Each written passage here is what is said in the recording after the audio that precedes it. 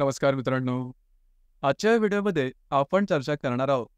कुंडलीमध्ये मीन राशीची अमावास्या असेल, तर अशा ज्या व्यक्ती आहेत त्यांचं संपूर्ण व्यक्तिमत्व कशा प्रकारचं असेल, जीवनाकडे बघण्याचा दृष्टिकोन कशा प्रकारचा असतो आणि मुळात मीन राशीची अमावास्या शुभ की अशुभ या सर्व संदर्भातली खुलासेवर चर्चा आपण या व्हिडिओमध्ये करणार आहोत.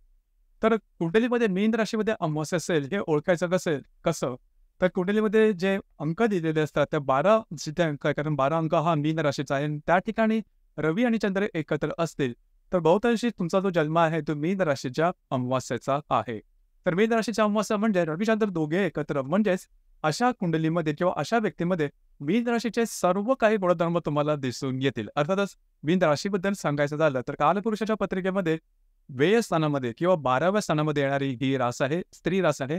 या राशीचा जो स्वामी आहे तो गुरु आहे. या राशीचं जे तत्व आहे ते जलतत्व आहे आणि ही जी रास आहे ही द्विस्वभावाची रास आहे. तर सगळ्यात पहिला आणि महत्त्वाची गोष्ट जी की मीन राशीच्या अमावास्येच्या व्यक्तीमध्ये दिसून येते ते म्हणजे त्यांचं सौंदर्य. अतिशय लोभसोनं, अतिशय सुंदर अशा या व्यक्ती असतात. खास करून महिलांच्या संदर्भात जी गोष्ट आहे ती जास्त प्रकर्षाने दिसून येते. फोटोजेनिक चेहरा असतो, म्हणजे कुठल्याही प्रकारचे कॉस्मेटिक सौंदर्य न करताही या ज्या व्यक्ती असतात ते दिसायला सुंदर असतं. त्यांचं एकंदरीत व्यक्तिमत्व हे लोभसवाणं असतं. त्याचप्रमाणे या व्यक्तीने कुठल्याही प्रकारची जर का स्टाईल किंवा फॅशन जरी केली तरी ती त्यांना पसंत येते किंवा ती त्यांना आवडते किंवा ती त्यांना इतरांकडे जास्त आकर्षित करते. दुसरी महत्त्वाची गोष्ट म्हणजे सोबर फॅशन करणं जास्त पसंत करतात. म्हणजे खूप डार्क फॅशन वगैरे ह्यांना आवडत नाही. यांचा स्वभाव सुद्धा असा लाईट हार्टेड असतो. म्हणजे जास्त प्रमाणात या ज्या व्यक्ती असतात त्या इमोशनल असतात. छोट्या मोठ्या गोष्टीने यांचं हृदय खूप द्रवलं जातं.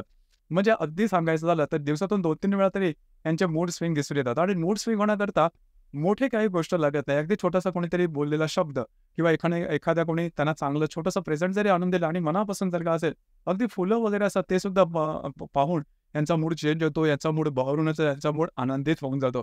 अशा प्रकारे इमोशन्सवर जास्त विचार करणारी ही रास आहे. तसं पाहिलं तर त्यांची बौद्धिक क्षमता सुद्धा खूप चांगली असते.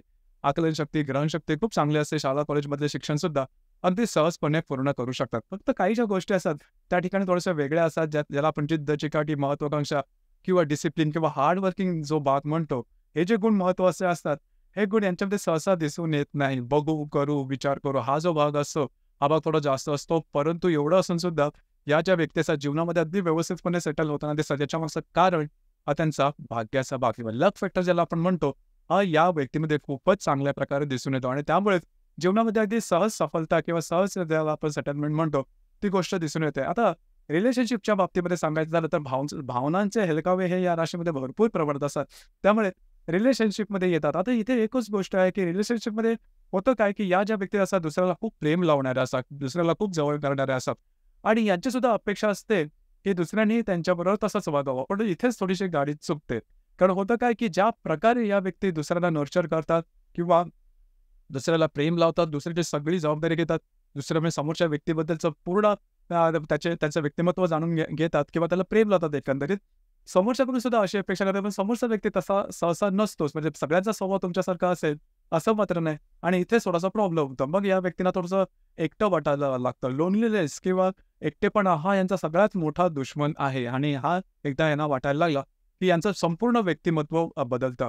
म्हणजे यांच्यामधला जो हळूवारपणा हा असतो, स्वप्नाळूपणा असतो आणि जी सहजता असते ती हळूहळू कमी व्हायला लागते. मग तो वृक्षपणा किंवा मानसिकदृष्ट्या थोडंसं भेदरलेलं असणं असा प्रकार थोडासा यांच्यामध्ये जाणवत होतो. इथे थोडीशी काळजी घ्यायला हवी. ही गोष्ट अतिशय महत्त्वाची आहे.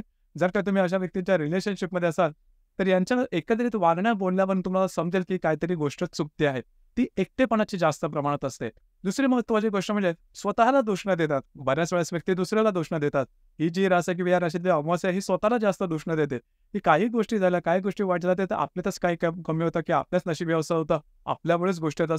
स्वतःला अंडर एस्टिमेट करण्याचा गुणधर्म या राशीमध्ये असतं आणि त्यामुळे एककनात बसणं, सलत बसणं, कुळत बसणं, स्वतःला दोष न देणं हा प्रकार जास्त प्रमाणात होतो आणि त्यामुळे कधी-कधी ना रात्रीची झोप सुद्धा लागत नाही. तर हा जो प्रकार म्हणजे हळू ज्या त्रास, चिंता असतात त्या हळूहळू यांना पोखरायला लागतात. ही गोष्ट खूप महत्त्वाची आहे कारण कुठेतरी जाऊन या गोष्टीचा कडेलोट सुद्धा होतो आणि मानसिक तणावाचे प्रसंग सुद्धा यांच्या जीवनात यामुळे जास्त प्रमाणात होतात. या ठिकाणी थोडंसं लक्ष देणं गरजेचं आहे. स्वप्नाळू स्वभाव असतो. बरीचशी सुख ते स्वप्नामध्ये अनुभवतात किंवा स्वप्नामध्ये जगणाऱ्या असतात, फॅन्टसीमध्ये जगणाऱ्या असतात. अर्थात या गोष्टी त्या सहसा कोणाशी शेअर करत नाहीत. सिक्रेटिव्ह असतात असं नाही, परंतु काही गोष्टी स्वतःबरोबर ठेवतात. आता त्या गोष्टीचा इतर कोणालाही त्रास होत नाही. ही गोष्ट सुद्धा खूप महत्त्वाची आहे किंवा लक्षात ठेवणं गरजेचं राहील.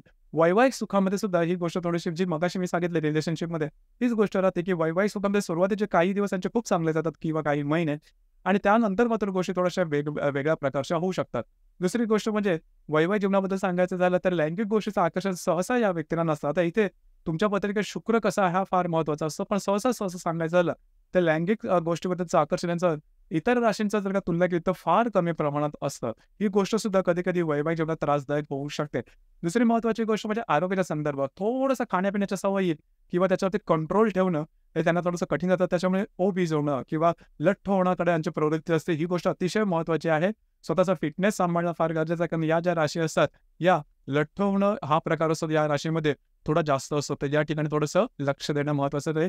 बाकी एक व्यक्ती म्हणून, एक माणूस म्हणून किंवा त्यांचं संपूर्ण जे व्यक्तिमत्व हे खूप ट्रान्सपरंट असतं. म्हणजे ज्या गोष्टी त्यांच्या मनात असतात आणि त्याच गोष्टी त्यांच्या ओठावर असतात. सहृदयता यांच्यामध्ये सहृदयता, कोमलता ही गोष्ट याच्यामध्ये खूप चांगल्या प्रकारची दिसून येते. माणुसकीचा जो भाव असतो तो यांच्यामध्ये खूप चांगल्या प्रकारचा दिसून येतो. दुसऱ्याला मदत करण्यामध्ये या राशी खूप पुढे असतात किंवा या राशीतली जी अमावास्या आहेत ती खूप पुढे असते. दुसरी महत्त्वाची गोष्ट म्हणजे समोरचा व्यक्ती ओळखीचा असो वा नसो, त्याला मदत करणं एवढंच काय, पण एखाद्या प्राण्याच्या रस्त्यावरील प्राणी असतात त्यांच्यासुद्धा दुःखाने हे द्रवले जाणारे ही या राशीची जी अमावास्या आहे ती दिसून येते. देवावरती विश्वास यांचा जबरदस्त असतो. भावुक असतात. आध्यात्मिक भाव यांच्यामध्ये खूप चांगला दिसून येतो. सिक्स्थ सेन्स आपण ज्याला म्हणतो, हा प्रकार सुद्धा अतींद्रिय शक्ती काही वेळेस या राशीमध्ये खूप चांगल्या आहेत. तुमच्या राशीमध्ये गुरु चांगला असेल आणि जर का तुमची अमावास्या मीन राशीची असेल, तर अतींद्रिय शक्ती किंवा सिक्स्थ सेन्स ज्याला आपण म्हणतो किंवा आपले मांडलेले अंदाज खरं ठरणं किंवा आपण एखाद्या गोष्टीबद्दल किंवा एखाद्या व्यक्ती परिस्थितीबद्दल मांडलेले अंदाज बरोबर अचूक येणं, हा प्रकार सुद्धा यांच्यामध्ये खूप चांगल्या प्रकारचा दिसून येतो. परंतु जी मगाशी गोष्ट सांगितली ती गोष्ट याच्यामध्ये थोडीशी जास्त दिसून येते. म्हणजे दुसऱ्यांनी आपल्याला समजून घेतलं पाहिजे, आपल्याला नर्चर केलं पाहिजे. अगदी या राशीच्या अमावास्या असलेल्या व्यक्ती वयाने कितीही जरी मोठ्या झाल्या, तरी त्यांना वाटतं की आपले लाड व्हायला हवेत किंवा समोरच्याने आपल्याला समजून घ्यायला हवं. हा प्रकार याच्यामध्ये दिसून येतो. त्याच्यामुळे कधी-कधी थोडंसं हिरमुसले जाणं किंवा यांचा मूड जाणं हा सुद्धा प्रकार दिसून येतो. परंतु एकंदरीतच सांगायचं झाले, खुल्या मनाची सहृदयशील अशी ही रास आहे आणि माणुसकी माणसाबरोबर माणसांसारखा राहणं किंवा माणुसकीचा जो गुणधर्म आहे, हा या राशीमध्ये खूप जास्त दिसून येतो. डिपेंडन्सी असते थोडीशी, दुसऱ्यावरती अवलंबून राहण्याची थोडीशी हे असते आणि थोडंसं यांच्यामध्ये मगाशी सांगितलं त्याप्रमाणे निर्णय क्षमता थोडी कमी असते. निर्णय म्हणजे एखाद्या गोष्टीवरती निर्णय घ्यायचा की नाही, त्याबद्दलचा निर्णय क्षमतेला लवकर पोहोचत नाही. याचा जो त्रास असतो त्याला करिअरमध्ये पण होतो आणि रिलेशनशिपमध्ये होतो, की जिथे तुम्हाला कमिटमेंट द्यावी लागते. आता ही कमिटमेंट जर का तुम्ही दिली नाही, तर तुमचं जे नातं आहे किंवा तुम्ही जे काही बिझनेस वगैरे कराल, ते पुढे सरकणार नाही आणि त्याच्यामुळेच या गोष्टीमुळे थोडासा त्रास होण्याची शक्यता राहील. मुळामध्ये जर का तुम्ही व्यवस्थितपणे समजून घेतलं, तर तुमच्यासाठी काही करणारी ही रास आहे आणि तुम्हाला अतिशय शुद्ध प्रेम किंवा आपलेपणा किंवा सहृदयता हा प्रकार या राशीमुळे तुम्हाला नक्की मिळू शकेल. आपल्या या संदर्भातलं मत काय आहे? आपले अनुभव काय ते खाली कमेंट बॉक्समध्ये नक्की कमेंट करा. धन्यवाद.